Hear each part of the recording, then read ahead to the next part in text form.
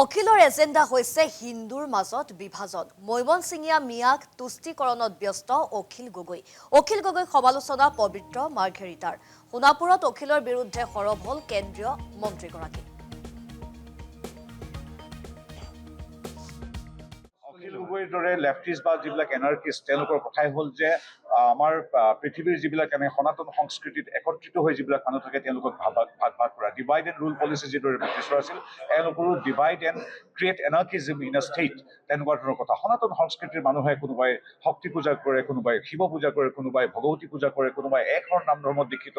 আমাৰ হিন্দু ধৰ্মৰ বিভিন্ন ধৰণৰ ছেক্ট আছে, বিভিন্ন ধৰণৰ ঈশ্বৰ সন্ধানী যাত্ৰাত সনাতন সংস্কৃতি বা ভাৰতৰ আমাৰ হিন্দু ধৰ্মৰ লোকসকলে পূজা অৰ্চনা কৰে।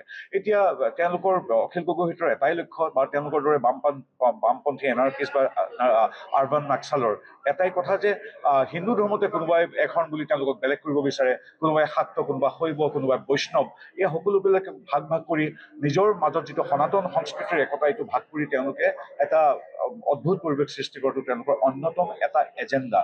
গতিকে তেখেতে এবাৰ কয় যে আমি কামাখ্যা মন্দিৰলৈ যোৱাটো অনুচিত, আকৌ কেতিয়াবা কয় যে আহক দিলীপ শইকীয়াদেৱ কামাখ্যা মন্দিৰত আমি শপত খাওঁ। গতিকে তেওঁলোকৰ নিজৰ কোনো স্থিতি নাই, কেৱল তেওঁলোকৰ এটাই স্থিতি সমাজখনক সনাতন সংস্কৃতিক হিন্দুক ভাগ ভাগ কৰা আৰু যিখিনি আমাৰ মৈমনসিঙীয়া মিয়া আছে তেওঁলোকক তোষামত কৰা।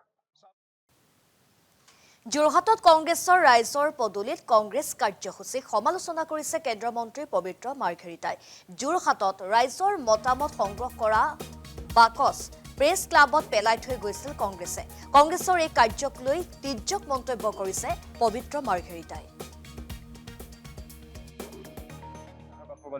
কালি আপোনালোকৰ সন্মানীয় সংবাদ মাধ্যমৰ আমাৰ যোৰহাটৰ সাংবাদিকসকল মোৰ যিটো বন্ধু, মই নিজেও সাংবাদিকে আছিলো, গতিকে মোক তৎক্ষণাৎভাৱে পঠিয়াইছে, ভিডিঅ' ফুটেজ পঠিয়াইছে।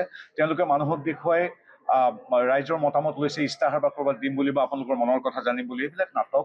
তেওঁলোকে আহি বাকচত এইবিলাক ভৰাইছে। খুব শ্ৰদ্ধা কৰে আমাৰ যোৰহাটৰ সংবেদনশীল নাগৰিকসকলে, নিৰপেক্ষ, যিহেতু কংগ্ৰেছৰ লগতো সম্পৰ্ক নাই, তথাপি ৰাজনৈতিক দলৰ ইচ্ছাৰ প্ৰতি সন্মান জনাই তেওঁলোকে বিভিন্ন মত খুব শ্ৰদ্ধা কৰে সময় দি তাত দিছিল। কিন্তু কংগ্ৰেছৰ গৌৰৱ গগৈৰ পৰা আদি কৰি বহু নেতা আছিল বুলি আমাক কোৱা হৈছে, সেইবিলাক তাতে এৰি থৈ প্ৰেছ ক্লাবতে পেলাই থৈ গুচি গ'ল। 9 বজালৈকে সেইবিলাক পেলাই থৈ দিলে আৰু এইবিলাক এনেই মানুহক দেখুৱাবৰ কাৰণে লৈছিল।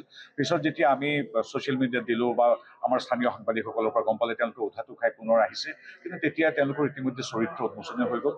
তেওঁলোকে মানুহক দেখুৱাই এইবিলাক কৰে, কিন্তু তেওঁলোকৰ কোনো মানুহৰ চিন্তা, মানুহৰ সন্মানৰ প্ৰতি সন্মান নাই।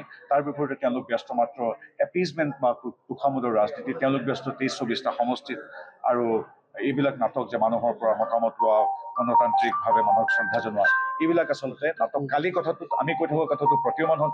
ইমান আগ্ৰহ আৰু শ্ৰদ্ধাৰে যোৰহাটৰ বহু সংবেদনশীল আৰু জ্যেষ্ঠ নাগৰিকে তেওঁলোকৰ মতামত তেওঁলোকৰ বাকচবিলাকত ভৰাই দিছিল, বাকচবিলাক পেলাই থৈ গুচি গ'ল।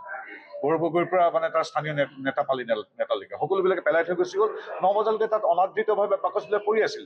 যেতিয়া আমি ছ'চিয়েল মিডিয়াত পষ্ট দিলোঁ, তাৰপিছত উধাটো খাই তেওঁলোক আহিছে। গতিকে এইবিলাকে তেওঁলোকৰ চৰিত্ৰ আৰু ৰাইজৰ প্ৰতি যে সন্মান নাই, এই কথাটো